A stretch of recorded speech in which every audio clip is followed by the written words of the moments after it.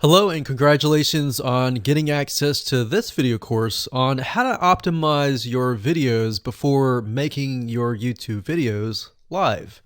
So this is video number 1, which is the introduction to YouTube search engine optimization. So I want to first start out by saying the goal is to focus on doing the right amount of keyword research and video file automation before actually uploading any of it to YouTube. So essentially this is all about what most people forget about doing before making their YouTube video live. Because if you think about it, most people think about, okay, what do I do after I upload this video? They don't really think about what they have to do before making it live. So this is not about what you can do afterwards, as that is a totally different focus, but rather before. So besides simple optimization, you really need to know that YouTube ranks the videos that people watch the longest. Meaning, let's say for example that we have a 10-minute video. YouTube looks at that video.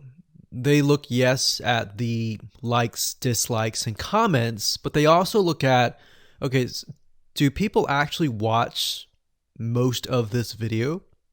And based on, let's say, 1,000 views, how many of those 1,000 views actually watched either 50% or 100%, or how many minutes total? 1,000 times how many minutes was watched.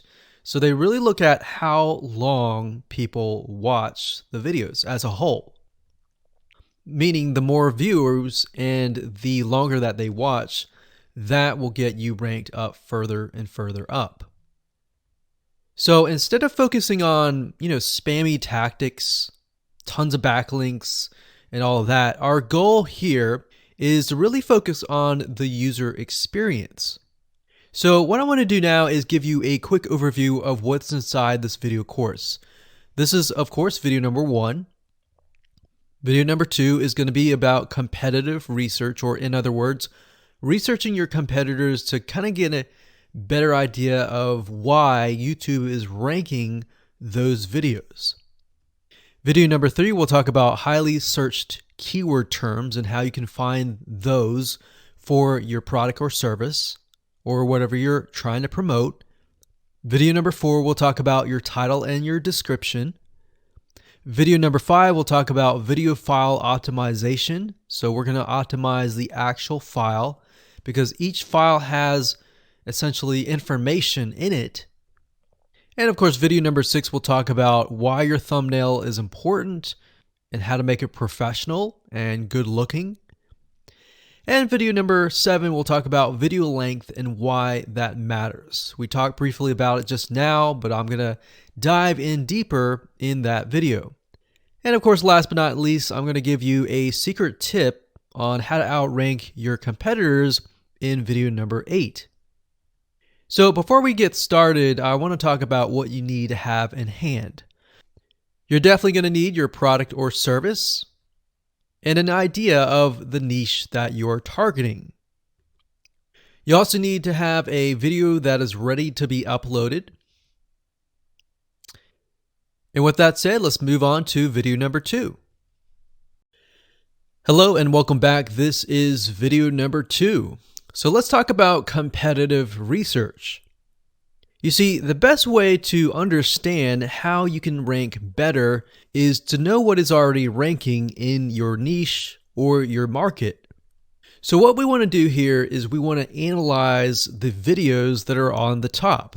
And I want you to specifically look at what titles, what descriptions are they using, and what thumbnails are they using that are eye-catching. And what is the user experience like when you click through those videos? So let's go ahead and do some competitive research. So for the sake of making sure that we find YouTube videos that actually relate to promoting a product, what I want to do now is just to pick a product out of the blue and let's take a look at YouTube. So one product that I've been using for a while now, which has been really, really awesome, is called the Instant Pot. It's basically a pressure cooker that cooks food at a really fast rate. So what we're going to do is we're going to hop on over to youtube.com and we're going to type in Instant Pot and see what we get.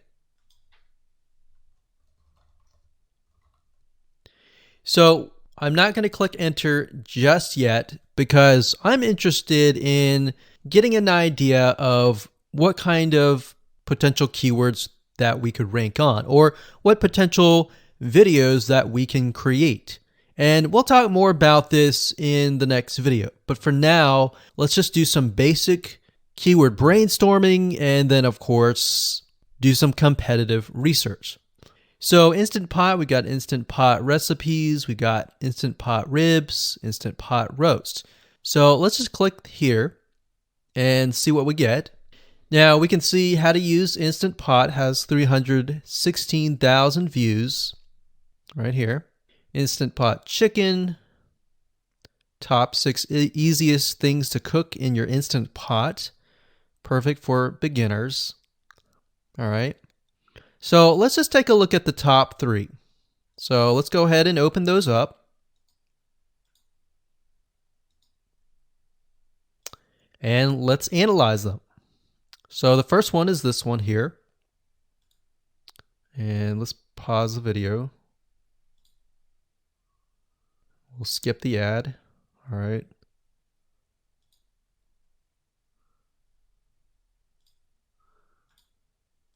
Okay, so how to use the Instant Pot 101 for beginners. So if we think about the type of audience that the Instant Pot attracts, it attracts somebody who has a busy life, who may be a beginner at cooking and just wants a quick and easy meal done fast. So we can see that. So one thing that I like to do is I like to copy the titles to Notepad. Just kind of get an idea of what we're dealing with. So that's the title. Looks like she's promoting an Amazon affiliate link. We can see that here, Amazon.to.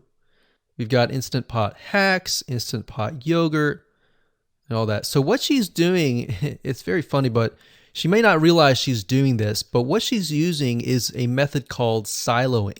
And she's basically telling YouTube, hey, not only do I have this video on Instant Pot, I've got Instant Pot hacks, yogurt, recipes, and other recipes. So let's just copy that in here. So that's video number 1. So we're going to rank it from video 1, video 2, and video 3. Let's scroll down a bit. We've got 373 comments. I will say when it comes to YouTube, they're looking for engagement. So comments is good, likes are good, even dislikes are good as well. Even though dislikes are bad from a human standpoint, it tells YouTube that there is engagement. All right. So sometimes we're going to be able to view, we can't do it here, but sometimes you'll actually be able to view more data. But for now, you can't hear. Now, we can actually dig deeper if we want to. So let's just take a look at Natural Brittany's YouTube channel. Because when you're doing competitive research on YouTube, it's not just that particular video. It's actually the whole YouTube channel as a whole. The authority that that channel holds. So she has 116,000 subscribers. Click on the videos. She has a good amount of videos that talk about anything, looks like from cooking, from budgeting, from grocery, a lot of very similar videos.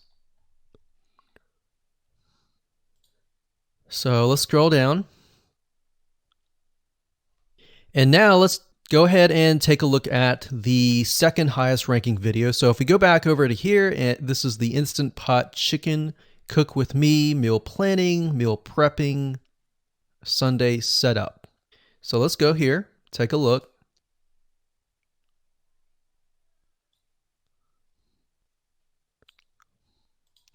Okay, let's see here. So it's a 20-minute video, all right? And it has 658 likes, 5,000 views. If we take a look at this video here, this has 320,000 views and 7,000 likes. Now, notice how it says 13 minutes here, and notice how it says 20 minutes here. We'll go back to this later on. All right, so we'll talk more about why a certain amount of time of your video is important, why the timing is important. And why is it that this lady has only 5,000 views, whereas the other lady has 300,000, and this lady is ranked right below that lady? All right, so why is that important? And why does that correlate to the time? So we'll talk more about that later on. But for now, let's just do competitive research.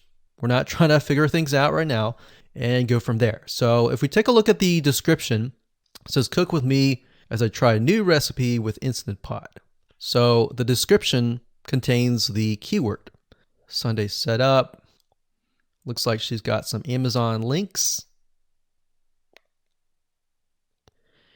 And if we think about Instant Pot, who could it be targeting? All right, so this lady calls out people who are trying to prep on Sunday. So if we can get an idea of who it's targeting mothers, it's targeting people who are busy, who maybe only have time on Sundays to set things up. And chicken is a common thing, so maybe she's getting a lot of clicks. We don't know exactly, but we know that the headline and the description work together and getting clicks. All right, back over here, this is the third one. So let's take a look at this one. So this one is 8 minutes, but it has a lot more views than those other two videos, but it's shorter. It's shorter, but it has longer amount of views, and it's third. It's got 11,000 likes and 633 dislikes. If we scroll down, we can see that it has more comments than the first one. So why is it that the first one is number one and this one is the third one and it has more views and more comments? Well, we don't know exactly why, but I have a hunch as to why that is, which we'll talk more about ranking and what Google and YouTube is looking for later down the road. So that's that. Let's just copy that title. And I'm going to go ahead and pause this video and we'll copy and paste that information to the notepad. Okay, so I went ahead and copy and paste the information. So this is video 1, this is video 2, and this is video 3 down below. So let me make this bigger. So we have this information. So as we're kind of analyzing the competitor, we want to save this for later, but can you kind of see a similarity here? So this is calling out the target audience. This is calling out the people who are busy, essentially. And top 6 ways, top X ways, top certain number ways is always a good title. So perfect for beginners. So if you can imagine, we already see that this title has beginners. This one's calling out perfect for beginners. And this one essentially is calling out people who are busy. So it's a target audience. So that's key. So having this in hand gives you a better idea on what potential titles and descriptions that you can have. Now, you can do some deeper dive competitive research using specific tools. And one specific tool is called Social Blade. So that's socialblade.com, as you can see here. And I like to use this to kind of get a better idea of the YouTube channel as a whole. Because what you're trying to figure out is, did this person rank because their channel as a whole has a lot of traffic? Or did this person rank simply because of the titles and the description? So there's many factors that come involved, but let's take a look at Naturally Brittany. So let's go ahead and copy this. And you basically want to come here and type in the username of the YouTube channel. So we'll go ahead and click this here. Okay, so we can see here that this is Naturally Brittany, 116,000 subscribers. She's got 19 million video views. So that kind of gives us an idea of how easy it is to break through. Is it easy? Is it going to take a little bit work or what? So let's just go ahead and open her up, and let's do the same thing with the other videos. So this one is marriage and motherhood. We got that here. So she has 7 million video views. So it's about half of what we saw earlier. And this one is called Six Sisters Stuff. And this one has about 9 million video views.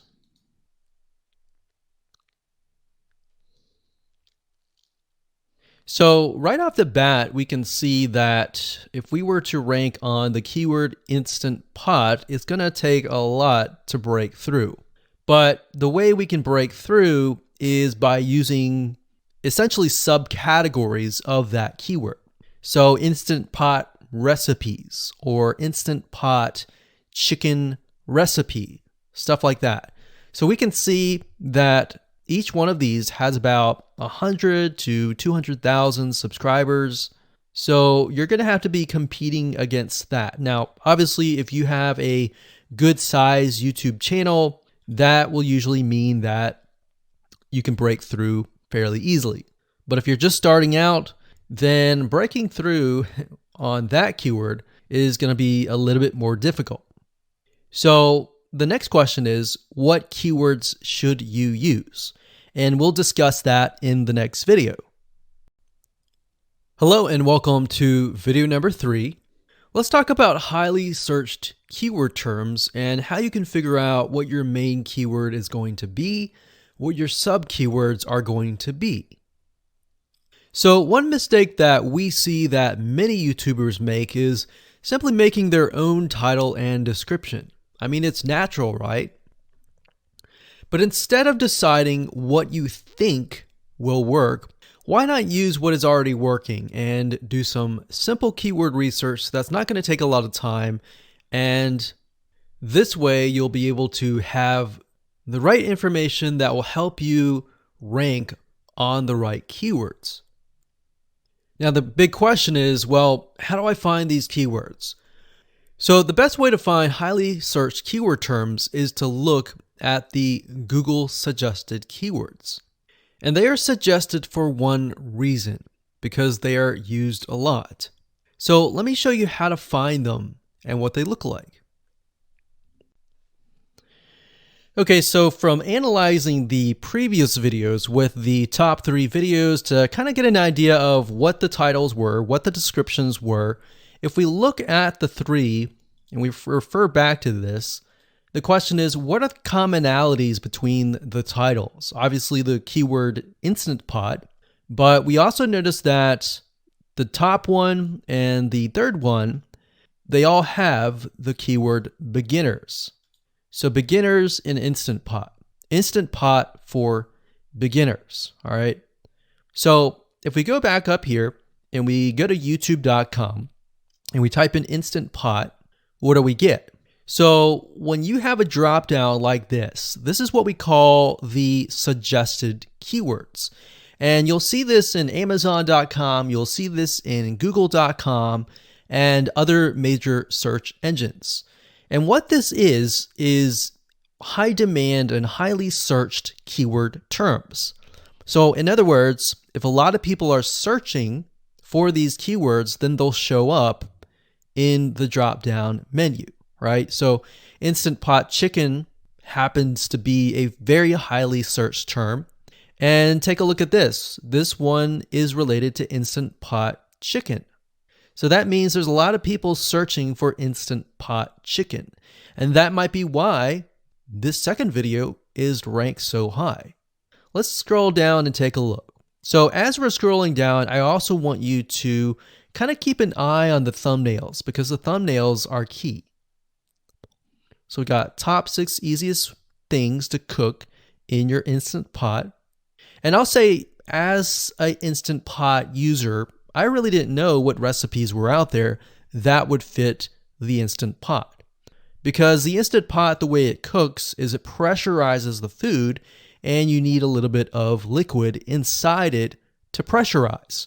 So what I was doing is I was looking for recipes that were specifically made for the Instant Pot. So a lot of these people that are coming here, they don't know. They're just looking for recipes. So the 30 Instant Pot recipes gives people an idea. Oh, okay, I've got 30 recipes that I can pick and choose from. So if you scroll down, it says Instant Pot Ultra. All right. So if we go back here, so Instant Pot Chicken is definitely a top one. Instant Pot Spaghetti, how to use an Instant Pot. Instant Pot Cheesecake, Yogurt, Pho, Beef Stew, Whole Chicken, Rice, and Instant Pot Pot Roast. So these are highly searched keywords. Now let's hop over to Google and see what we get. Do we get the same thing? Do we get something different? So if you go to Google and you type in the same thing, Instant Pot, we can see that we've got Instant Pot recipes, Instant Pot chicken. So notice that the chicken and the roast beef or the pot roast seem to appear both in Google and in YouTube. So whenever you see that, that's a good sign, because you got to understand people searching in YouTube are very different than people searching in Google. They don't show the exact same thing. But if they do, that gives you an idea that if you rank on that term, that you will be able to get traffic from Google and YouTube. Okay, so let's go back here. So Instant Pot Chicken. So let's just do a search and see what we get. So another place to find the Google suggested keyword terms is to scroll all the way down to the bottom. So there we go. So Instant Pot recipe. Now these are specifics, all right? These are searches related to Instant Pot. So people are looking to buy Instant Pot Amazon. So let's just type in Instant Pot Chicken and see what else we get. So if you notice, when we type Instant Pot Chicken, it gives you a more detailed view of the other keywords that are related. So for example, Instant Pot Chicken recipes, chicken and rice, chicken noodle soup, chicken thighs, chicken bog, chicken breast recipes, chicken wings, and chicken and dumplings. So let's go over here and see what we get. So Instant Pot Chicken recipe, wings, noodle, biryani, thighs. So a lot of these are actually appearing that are the same. Okay, so moving on here, we've got Instant Pot Chicken. Now let's take a look at what we have here. So what I would do is I would do the same thing, the competitive research. Now, if you notice here, the Six Sisters stuff, it's a different video, but it's a similar video. Now this video is different. This lady is the same. And that's another thing. So if you rank high on the main keyword, then you could potentially rank on the other smaller keywords as well. So that gives you an idea of what content to create and what keywords to target. So we could potentially make it about Instant Pot Chicken. And what I would do is go back here. Let's say we want to title it the Instant Pot Chicken. What I would do is I would scroll here and take a look at questions people are asking. So how do I cook chicken and potatoes in Instant Pot? How long does it take to cook chicken pot, Instant Pot? We scroll down, and what I would do is grab these keywords. So I would grab these keywords.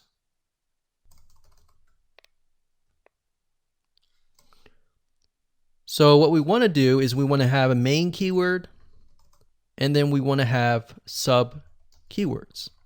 So the main keyword here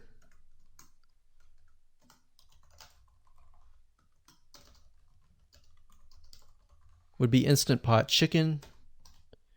And then the other ones would be Instant Pot chicken and potatoes, and all the rest here.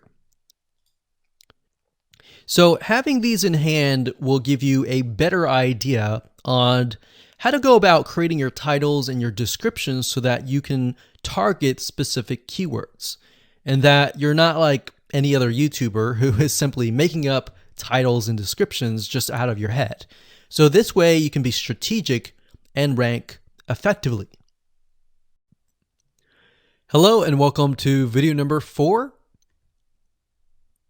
In this video, we're going to talk about your title and your description. So let's take what you have gathered in the previous video and let me show you how to properly create your titles and descriptions. So when it comes to creating titles and descriptions, we simply need to do what we did in the previous videos, which was the competitive research. And as you can see here, we have the videos 1, 2, and 3, the top number 1, number 2, and number 3. And of course, we have the main keywords. So we have this main keyword here. So that's definitely going to be in the title. And then of course, if you noticed, the target audience was beginners. So essentially what you're noticing here is that people are calling out the audience, and then of course they have the keyword in the title itself. And then of course you want to make sure that title, main keyword, and target audience is also going to be in your description. Now what I like to do is I like to go look at magazines in that niche. It doesn't necessarily have to be exactly, in this case, Instant Pot, but it needs to be somewhat of that genre. Now, one thing that I noticed was when we took a look at the Instant Pot chicken, you could write out something like top 6 easiest things. So instead of things, you could say chicken recipes or pot roast recipes to cook in your Instant Pot. Or you could say something like Instant Pot chicken dash top 6 easy recipes, or you could use a number.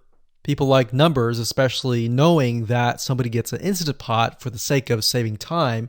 You could say top 6 easy chicken recipes that take less than 30 minutes. Now obviously that's a little bit long, so let's head on over to Google here. So like I said, I like to use magazines. Magazines do a great job in creating titles. So as you can see here, I typed in Instant Pot magazine, and to the right, you'll notice that there's Instant Pot all-time recipes. So let's just go ahead and open that in a brand new window, like so. So it looks like we have to pay, but let's just go ahead and click the free sample. So we can see Instant Pot's all-time best recipes. So you could do something like all-time best chicken recipes, or Instant Pot dash all-time best chicken recipes, or all-time best chicken Instant Pot recipes. So obviously here we're not going to copy word for word because that's plagiarism, but we're going to use something different. We're going to tweak it around. What we're looking here is for headlines. So let's go back here. So it says everyday Instant Pot, 115 delicious, family friendly pressure cooker. So we can say everyday Instant Pot, 6 delicious family pressure cook recipes. So everyday Instant Pot chicken, as long as the word Instant Pot chicken is in there. So we got 66 Instant Pot recipes that put your pressure cooker to work. So we could say something like 6 Instant Pot chicken recipes that take less than 15 minutes. And yes, believe it or not, Instant Pot can literally cook something like a pot roast within less than an hour, or sometimes half an hour. Because it's a pressure cooker, it cooks a lot faster. So that's what I like to do, is I like to take a look at magazines. So it doesn't necessarily have to be Instant Pot in this example. It can be another food magazine. So essentially that's how to create the titles. As far as the description goes, if you take a look at what they've written here, the first one that's ranking really well, as you can see here, we've got Instant Pot 101 for beginners. So you'll notice that they are trying to target the keyword Instant Pot 101 for beginners. So they've stated that in the title, and they've also put it in the description. So it says everything you need to know about how to use the Instant Pot in a beginner Instant Pot recipe.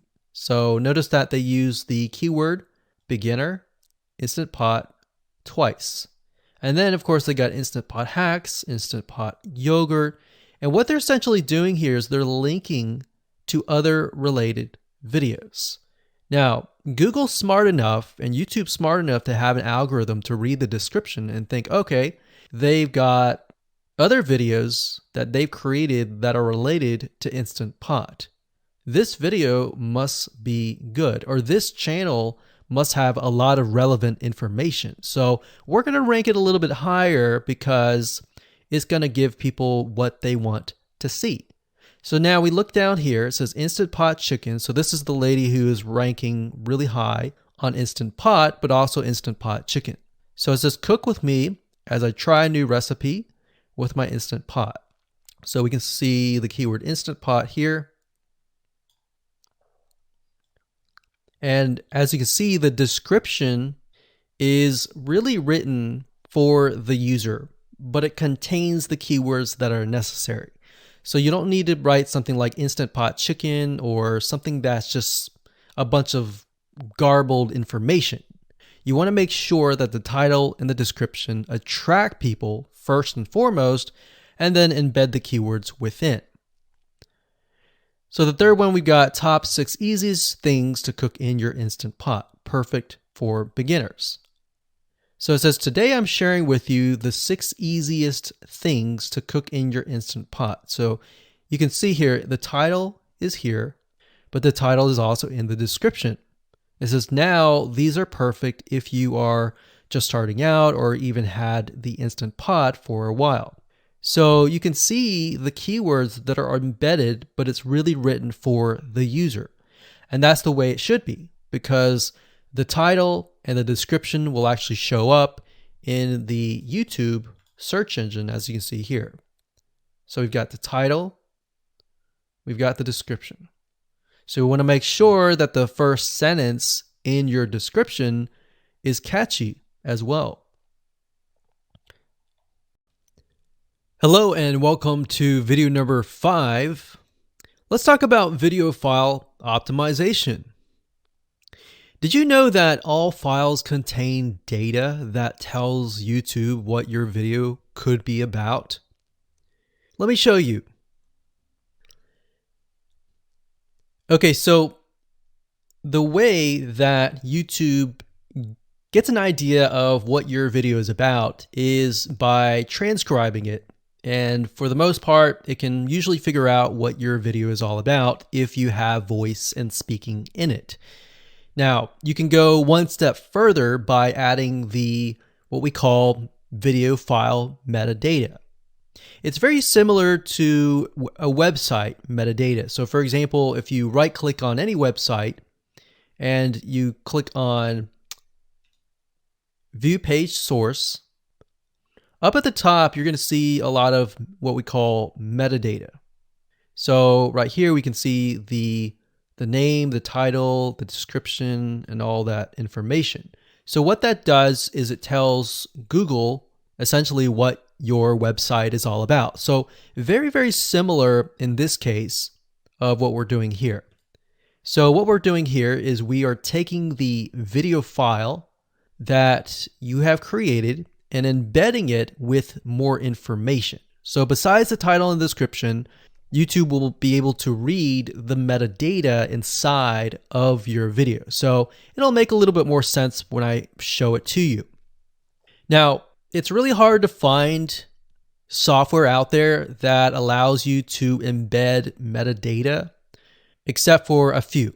So one of them is called Video Converter by Wondershare, and that is videoconverter.wondershare.com. That's videoconverter.wondershare.com. So if you go here and you go ahead and download up at the top, you will be able to embed metadata. In fact, we're going to be using that for this particular video. Now, there are other software out there like the Adobe Bridge software, which allows you to embed the metadata into your video. Now, the reason why I'm using Wondershare is because I feel like it's a lot easier to use. So if you go ahead and download this, we're going to open this here. And what I did was I clicked Add Files, and I chose the file. Now, there's a lot of things that you can change about the video, but what we're particularly interested in is this I icon right here. So click this I icon, or letter I here, and you're going to see that it says name, language, episode name, actors, director, screenwriter, tagline, and description, and comments. So what I recommend is you try to complete this as much as you can. So episode name, actors, so that would be whoever is in the video, the director, the screenwriter, which could be you, and then the tagline. What I would do is the tagline be your title, and then the description be your description. So whatever you're going to upload to YouTube, put this as a title and put this as a description. And then for comments, I would put something like keywords. And all you have to do is click save, convert it, and done. That's the reason why we're using Video Converter, because it's just so much easier. With Adobe Bridge, it's easy too, but there's a lot of more options and very easy to get confused. So once you're done with that, you save the video. Your video has the metadata inside of it, and all you have to do is simply upload it to YouTube, and that's it. Hello and welcome back. This is video number 6. Let's talk about your thumbnail and why that is important. You see, since our goal is to get more clicks or more views to your YouTube video, we have to rely on attracting viewers. So if you think about it, the thumbnail is the first thing people see as they are scanning to find what interests them the most. So in other words, if you think about it, if you go to youtube.com and you type in a keyword, you're going to see all the results with thumbnails, the titles, the descriptions, and all of that. So that's the first thing that they see. So let's discuss what your thumbnail should contain and what's working in your market and how to figure that out.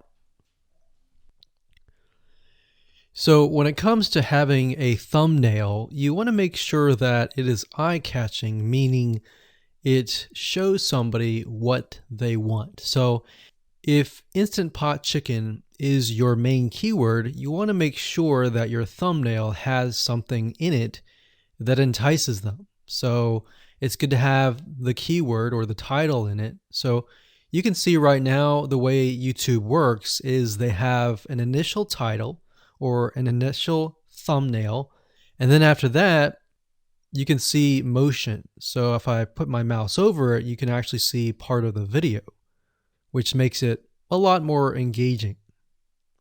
So as we scroll down, the initial thumbnail that this woman uses is the Instant Pot.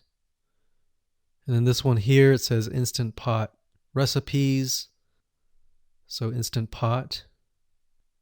So we can see the ones at the top definitely have the Instant Pot in it, or a word that's chicken, or a picture that has chicken in it. So it fits the keyword. Now, if you're not a professional, thumbnail artist or anything like that, there are different sites that you can use to get these created. Now, bear in mind that you never want to use a thumbnail that is clickbaity or that lies to somebody, because if they click on it and then the video is nothing like the thumbnail, then guess what? You might get tons and tons of clicks and perhaps views, but you're not going to get people watching your video, which is very, very important, which we'll discuss in the future videos. But for now, there are different elements that you need. So what I recommend is you go to a site called creativemarket.com. That's creativemarket.com. There are other sites like graphicriver.net, but over time we've realized Creative Market has a lot of really good designs. So what we can do here is in the search box, we're going to type in YouTube thumbnail. And we're looking specifically for templates that we can use for the thumbnail. So it says YouTube thumbnail pack. Let's go ahead and open that. There's one here.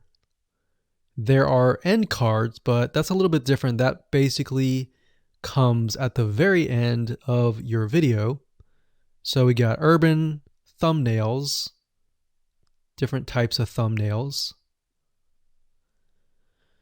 But the reason why I like Creative Market is buying templates for specifically YouTube thumbnails is going to make your life a lot more easier, especially if you can make it professional. The more professional it looks, the more professional your viewers will click through. So if we click on this, we can kind of get an idea of what we're dealing with.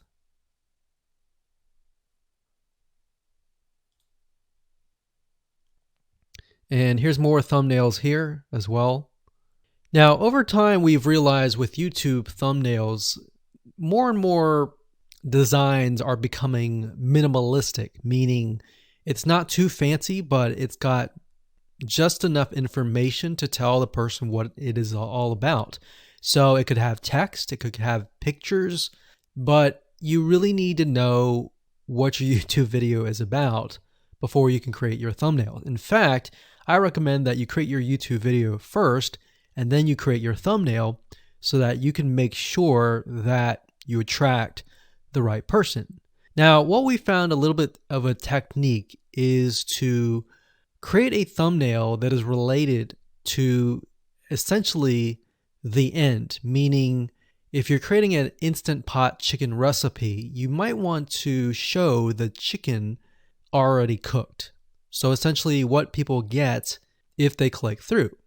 So that way people think, oh, okay, this looks really nice. I'm going to click through. And they're more likely to actually watch all the way through to the end. And that's what we want. We want people not to just click through, but to watch all the way till the end. And that's actually going to help us with the ranking. Hello and welcome to video number 7. Let's talk about video length in more depth. So the big question is, how long should your video be? While yes, most folks have said that your video should be short due to attention span, and that's something that we've talked about in the past, and that definitely worked in the past, and that still is true that people's attention span are short. But today, in terms of YouTube, your video length should be longer, and here's why. Did you know that YouTube ranks your video based on how many minutes your viewer watches? We talked briefly about this in video number 1, but I want to talk about why that is the case.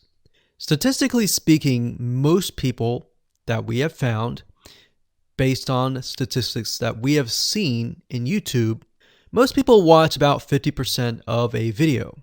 Even the people that are interested in a video, they watch 50% of a video. So if that, in this case, is a 5-minute video, an average viewer is only going to watch about 2.5 minutes. Now, here's why that is important. If you're competing against someone who has a 30-minute video and their viewers watch 15 minutes, which is about 50%, well, guess what? Even if they can have less viewers than you, they're going to beat you because they have a longer video. So if you got the 2.5, they've got the 15 minutes, they can send less people and still beat you. And YouTube will favor them in the end. Now that, of course, is assuming that the views are legitimate and people are actually watching. And that's why user experience is so important. So to give you some real life practical application, let's hop on over to YouTube and I'm going to show you proof that this works.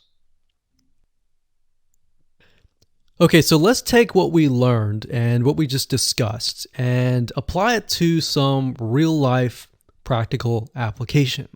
So if we head on back over to youtube.com, we type in the keyword Instant Pot recipes, we can see this one, and this one.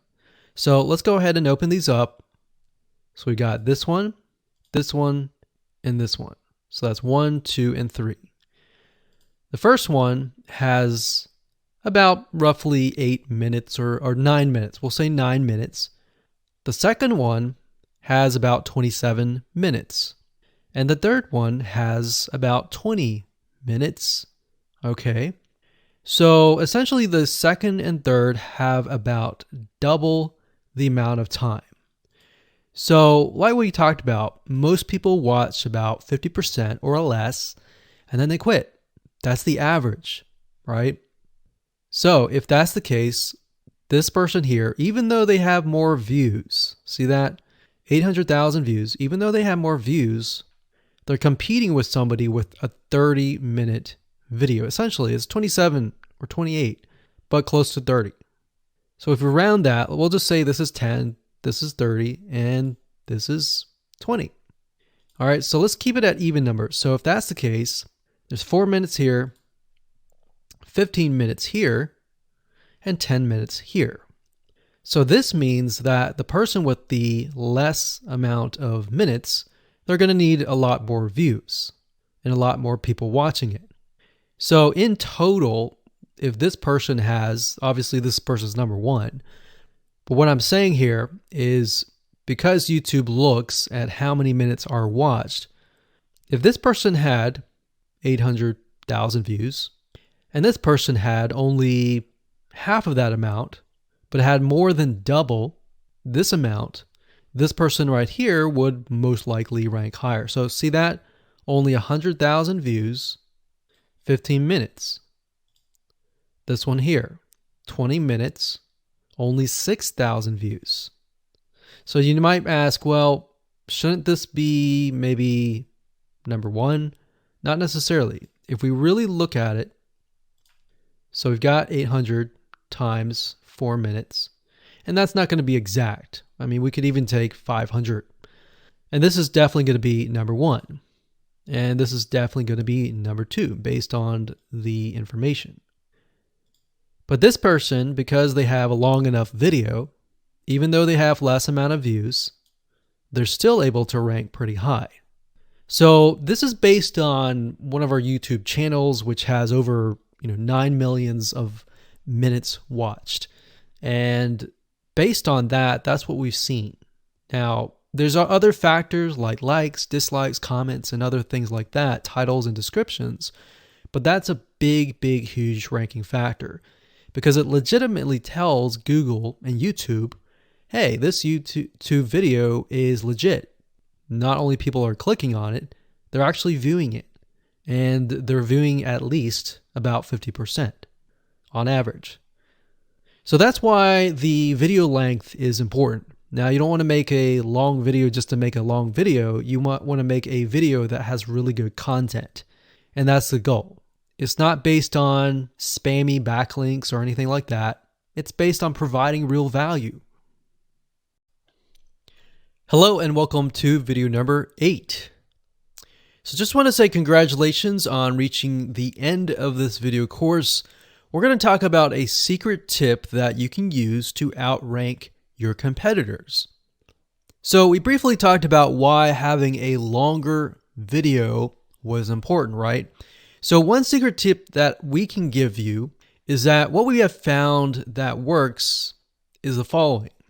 Longer videos in the sense of live streams, which means you get on YouTube and you talk to people live.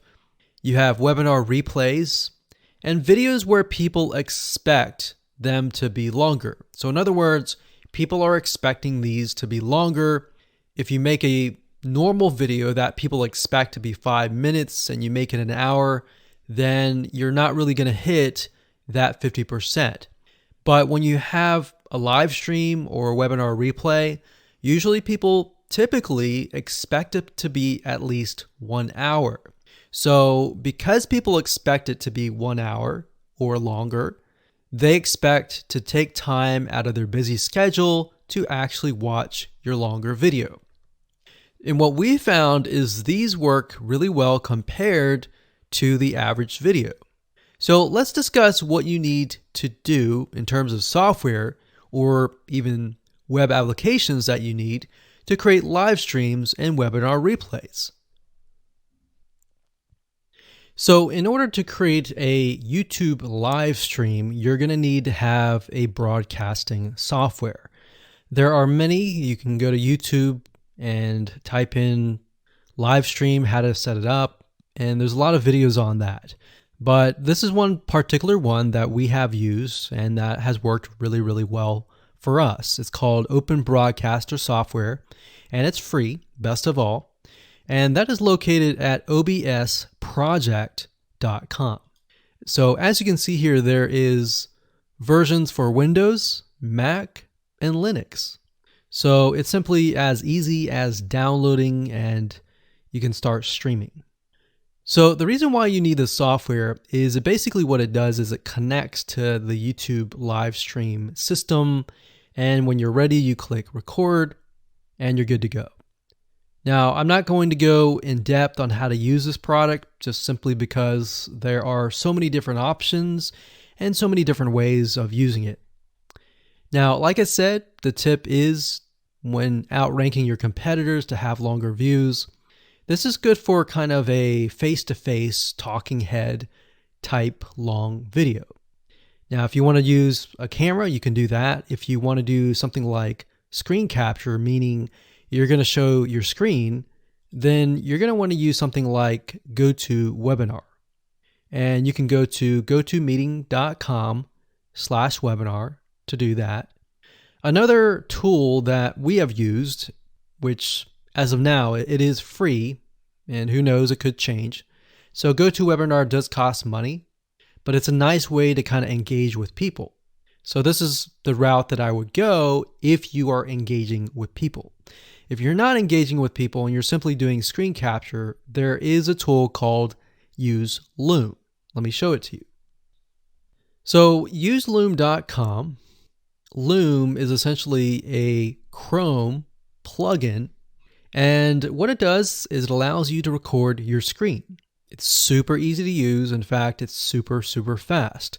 It's so fast that you can literally start recording, and within seconds when you're done, you'll have the video in hand.